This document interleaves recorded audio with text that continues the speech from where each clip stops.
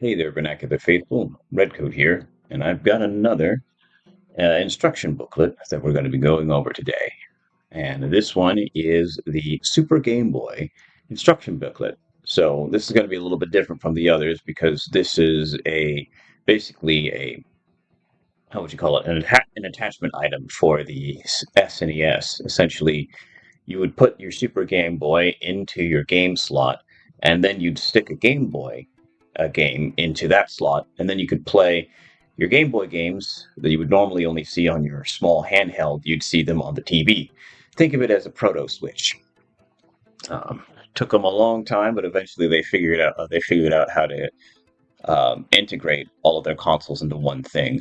It's actually kind of fascinating when you think about it. That Nintendo basically created a console singularity. At any rate, let's go ahead and take a look at this guy. So immediately, you can kind of see just from the art here that they actually convey what the Super Game Boy does, because this right here is the normal color that the Game Boy used, and then it's turning it into a variant of color on the TV. Now, granted, they didn't quite manage the same color. They didn't manage the same color adaptation that the Game Boy Color did, or the Game Boy Advance would eventually do. But at the time, it was pretty revolutionary. So, pretty standard stuff as far as SNES booklets go. We've already examined one of these in the past with Super Mario All Stars, and I mean, other than anything else, the nice bit also is that they actually do use the Game Boy logo, and then they have Super in very nice stylized things to make it say like, yeah, it's cool kind of deal. And nothing on the back, pretty standard. It is a core Nintendo thing from that era, after all. So let's go ahead and open this guy up.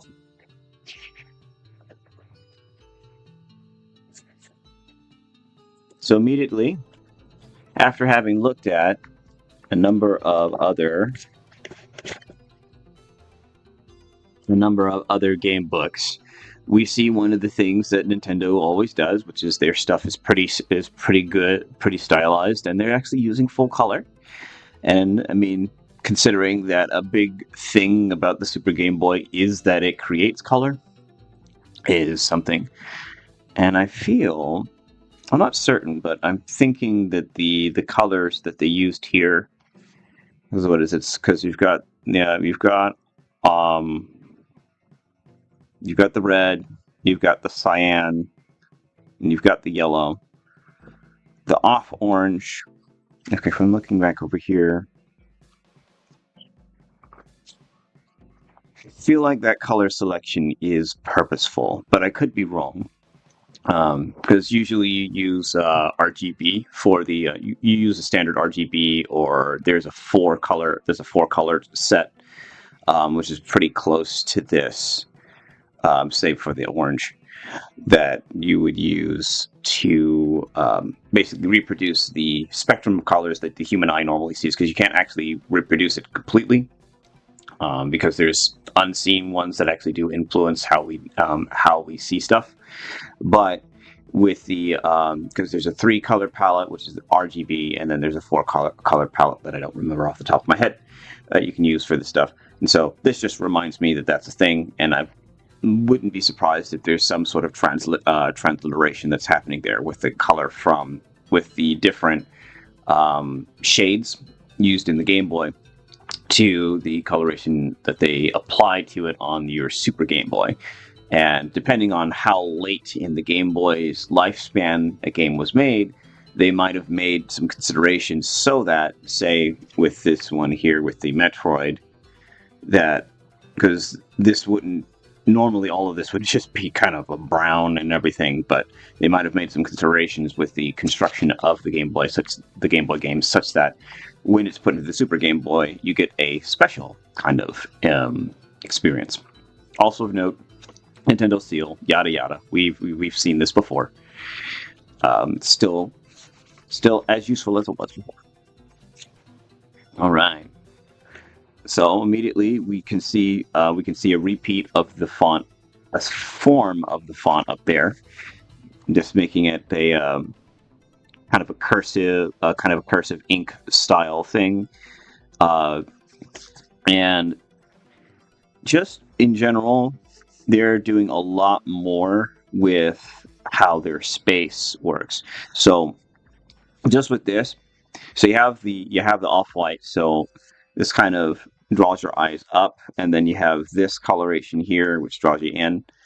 And so we start up here with the dark blue, and that brings you down to here, and you're brought around to 1 and 2 kind of deal. But this being right at the center, it's like this kind of, with the way your draw eyes around, you won't miss this right here, which is the most important part, which is just this.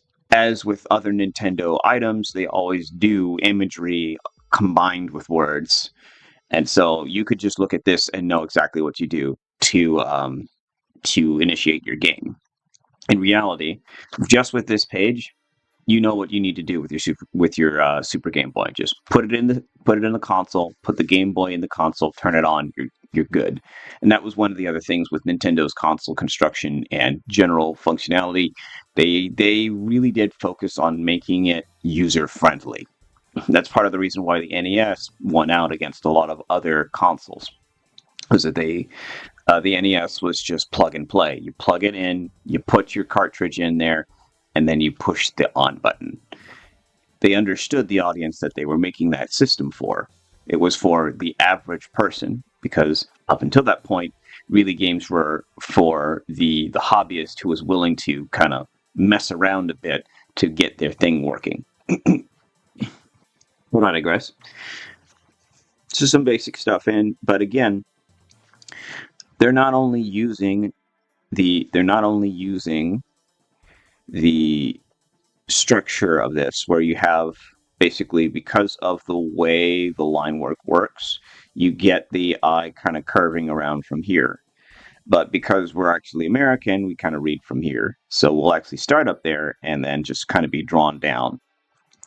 And what's nice is you get this makes it so that you can't miss this image here, and also with the color contrast, it just pops, and it just immediately, this is where your eyes go. And so it's kind of a neat little framing trick that they do there.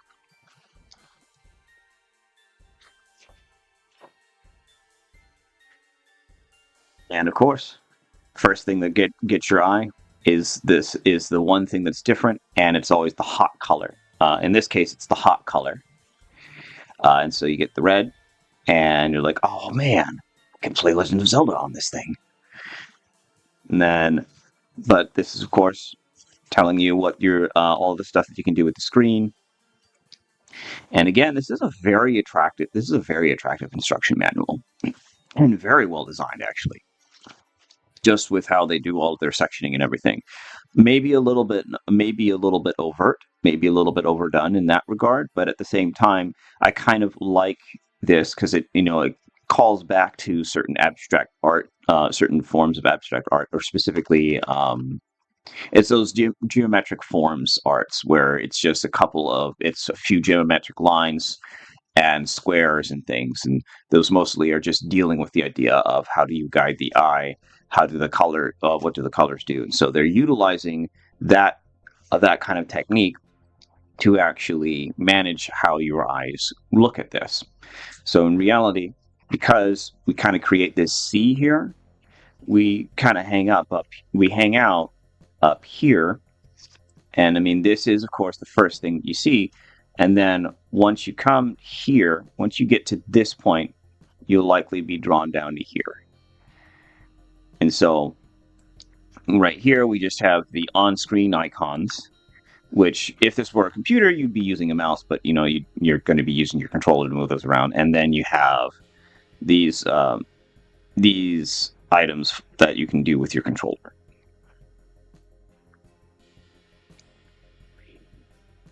So, and this one's pretty straightforward. Nothing really super crazy. This is just kind of, you go down. You just kind of go straight down. But of course, your eyes are drawn to the thing that has the most interest. So, and this is the most important part of it, is how to change colors. And it's, again, it falls with Nintendo. They always try and use, with a lot of the Nintendo things, they always try and use imagery along with words to explain stuff. And so, generally speaking, you just kind of look at this and think, oh, when I'm in the game, I can look at this, I can change the colors, and usually you can just kind of look at it as like, oh, so I can do this type of color palette, I can do this kind of color palette, this color palette, and I can apply any one of these to the thing. And so, a bunch of different. Then you've got the information about the palette grouping, and so, again, your eyes are going to be drawn to here, and then you're going to come down here. And this is the most important. This is basically the information that they decided was the most important for you to know, is that this is how this is information about the color palette swaps and just how they work. And then this is the actual bar that you would use to do that. And then, so when I open this page, my eyes are immediately drawn to here, because this is the thing with the most interest. But there is also some congruency, a little bit of congruency with the last page. Because if you look, this is on the same, I'm going to say this is on the same layer as this. So if you were just focused on this part, when you changed the page and you didn't bother looking down here, then you would end up looking up here. And so you'd be on another bar, similar in type. And it's another pretty important thing, because it changes the outer borders. But once you're on this page, you're pretty much going to be immediately drawn to here. And if you had just gone through that page normally, from here, your eyes would be right here, this is the part that has the most interest, which is just like these are the different borders that you can put around your game. And of course, this was like one of the earliest mainstream forms of, I mean, it's not emulation, but at that same by that same point, there's a lot of, I guess you call it tech, that kind of tech in this that you would use in emulation tech as well, and streaming tech later on. But yeah, pretty nice though. Then we get to this one. Once again, you have the different arrangements for your buttons. Pretty straightforward, and it's likely you're going to be down here, and then you're actually going to go up to the thing that pops from the rest of the page. And again, the deeper blue color allows for this brown to pop out. So the brown and the black. But this is the biggest part of it, and it's closer to the center. So, and it's also aligned with where your eyes are going to be from here, because you're going to come down to here, and then you're going to come over to here. You're going to see this, and then you're going to be drawn up to here. And it's like, oh, okay, A, B, and button assignment diagram and stuff like that. And so it's, again, a lot of imagery telling you what's going on, to where you don't even actually need to read the text to understand it. All right. Then you got the custom, you can actually make a custom border thing. And once again, drawn up to here. Like, this is actually this is far more complex of a book than I expected. Spending so much time just talking about each individual page. But yeah, you're drawn up to here because this is where the most interest is. And this is actually exactly the right play for them, because this is basically saying, hey, you've got a screen, and essentially what happens here is you're like, oh, that's interesting. What is all this? And then immediately down here, boom, this is what all of this is. And so you'd be kind of here, you look at it, and you'd be drawn to password, clear button, shading bar, still button, and then you'd either look at this and go over here, but it's more likely you're going to go here around. And so as you go around, you'll see these up here. And as you catch those up here, you'll then come down to here, which are the things that actually reference it. So you actually have kind of this, you have an S movement. We go ah. That would be basically, if you are just focusing on this page, you go book, book, book. However, what is of interest is you'll notice that the most interesting part of this page is also connected to the part that pops on the next page. And that's in part because these are actually linked. And so you'll either go zoop, zoop, zoop, and per American reading, you'd come back up to here, or you'll go zoop, zoop over to here. And while this just talks about the imagery here, if you jump over to here, you're immediately told how to choose your individual colors. And so you could end up going zoop, zoop, zoop. At which point you still end up gaining information about the different coloration things. And here you actually have the intensity, the color intensity shifts, which allow you to update the things and do some funky stuff. And they also tell you some advice. And so if you're just kind of looking around, you just kind of go zoop, zoop, zoop, zoop, or you go zoop, zoop, zoop, zoop, kind of thing. And so it goes from an S into a C. Also, it reminds me of a Tetris block. So this next page, immediately I'm drawn down to here. And this is just talking about a password system that for saving your different color palettes. This thing had a lot of different stuff that it could do. I didn't even use this in particular. But yeah.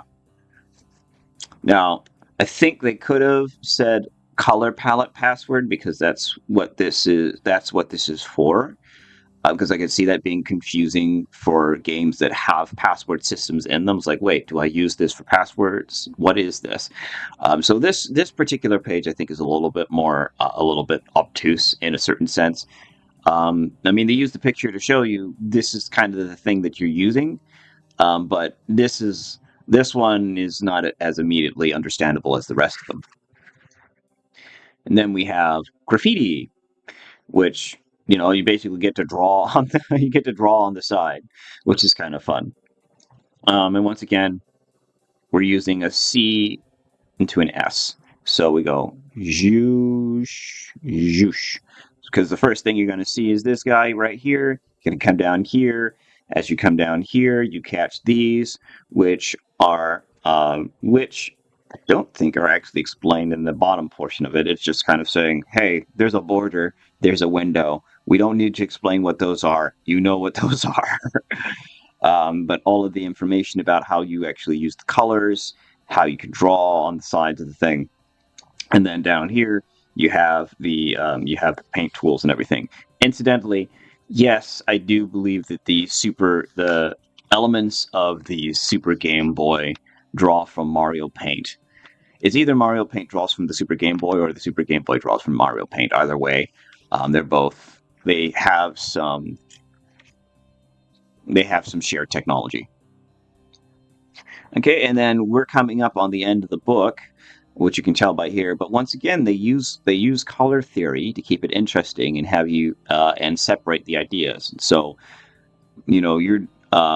it's a basic thing when you're doing gridding, where you will alternate between colors, and that makes it so that the eye doesn't get lost in any particular list. So let's say if these were all yellow, I could go down the list and possibly get lost in the mesh of yellow by having it be yellow, red, yellow, red, yellow, red. I can be like, well, this is the clear button, and it just makes them pop a little bit more. It makes it easier to distinguish them from each other. And so I can immediately remember, it's like, oh, the black one, the black, for some reason, is inside of the red. The text, I should say, says black. But yeah. Also of note, this is a minor thing. I'm just now recognizing where I picked up all those colors from. This is the Dr. Mario color set. This is the sky blue that is used for the this is used for the pills. This is the same yellow that the yellow, red, and blue here. These are the same color palette that is used for the Dr. Mario pills. Well, there you go. And then we're right at the edge of the thing, and it's the last bit. And again, they really love that kind of C dealing, but this is where our interest is, and there's nothing below, so we just kind of go up. So in reality, it's kind of but even though we read from left to right, so we're probably going to go if we're actually reading this thing. If you're not reading this thing, you just see this and be like, look for this icon. Boom, look for this icon. Once again, Nintendo was very good at just saying, "Hey, look, this is the thing. This is the thing. You don't need to read. You could read if you want to, but here you go." And this is basically look for this on your Game Boy game. If that is on there, that means that it has enhanced features on the Super Game Boy, which was kind of a neat little thing. And then just some basic stuff. If you had the mouse peripheral, which this thing was made to work with, you could. This just tells you how to use it. It's not as highlighted because it was a peripheral, so you're not necessarily expected to use it. And then we have some basic troubleshooting stuff, you know, and of course at the bottom of this, I know you can't read it because focus, but they also have the hotline for, oh man, is it not working? Like, is it really broken? And then finally, they're saying it is a serious crime to copy games, which I think is fitting because this is basically for if it weren't for the fact that you had to buy the Game Boy game to put this in there, this is basically emulation technology. Like there's a couple of things going on in here that is pretty close to that. It's like it's early days emulation technology. And it's one of the ways that allowed you to play your older games in a better way. But yeah, there's like, hey, don't copy your games. We're Nintendo. We prosecute that crap. Ah, and the age of the internet said no. But that's how it is.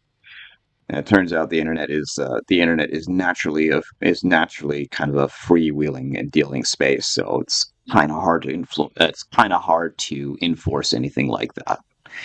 At any rate, warranty and information, and once again, they don't skimp on the style here and the coloration. Like throughout this entire thing, they've been using all sorts of interesting colors. And I guess that's because at the end of the day, that's the big selling point of the Super Game Boy is play your Game Boy games in color. And eventually we get the Game Boy Color and the Game Boy Advance, or rather, it would be the Game Boy Deluxe, I think, first, and then the Advance. Um, I forget which one actually came first. No, it was the Advance came first, and then you got the Deluxe, which had the flip top and the backlight. Technology that the Game Gear, not the flip top technology, but the backlight technology was stuff the Game Gear was already doing. However, the Game Gear was inefficient as crap. Anyway,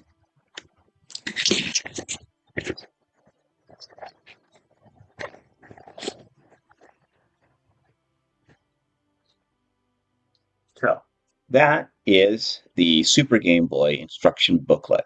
And admittedly, this one gave me a lot more. I had a lot more to go over with it than a lot of the other ones. I was not expecting this one to have quite as much color theory going on in it, and also as much just general look look where your eyes are going here. And so that's a very interesting thing. And so that is the Super Game Boy. So I am Redcoat of Vernacular Games. We do forms of video game consultation, particularly if you need to figure out what kind of a plan you want to approach the building of your game with. We do that for video games. We do that for board games as well. We also do balance work and general refinement. If you would like to make use of our coding teams, we do have those as well. And we also have a team that is capable of doing comics and that sort of thing. So if that is something that piques your fancy, we are also available to help you out with that, either with storyboarding, coloring, or concept art. All of those things we are willing to help you out with. Just send us an email to vernaculargames@gmail.com or redcoatvernac@protonmail.com, and we'll set up a session to see if you're a good fit. With that out of the way, the other element here. Well, there isn't another element here. Team has been working on a few things, but we're not quite ready to announce them just yet. There's still a decent amount of visual work that I would prefer to have done on them before we put them out there. And no, they're not going to be super big or crazy things, so don't get hyped. They're just going to be fun. They're going to be fun little diversions. Um, so we'll announce those as time goes on. But for now, this has been Redcoat. Play the games you want to play, boyos. Signing off.